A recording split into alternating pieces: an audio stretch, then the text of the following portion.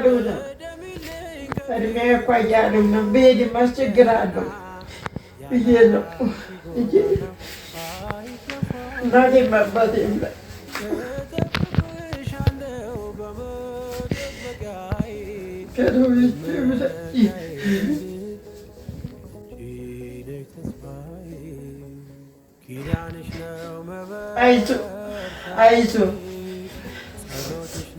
አይዞህ ተጎናችን ያሉት ከእኛ ጎን የሆኑት ሁሉ እግዚአብሔር በያሉበት ሰላማቸው ይብዛ፣ አምላካቸው ይርዳ፣ ነገር አይንካህ። አይዞህ በርታ።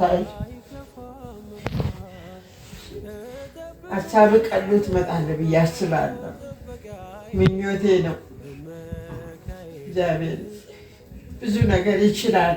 38 ዓመት አልጋ ላይ እየተኛሁ አልጋውን አሸክሞ ተነስና ተሸክመ ሂድ ያለው ጌታ ደግሞ ለአንተ ደግሞ አለ። ከጎን ይቁም እግዚአብሔር። አይዞህ አይዞህ አይዞህ።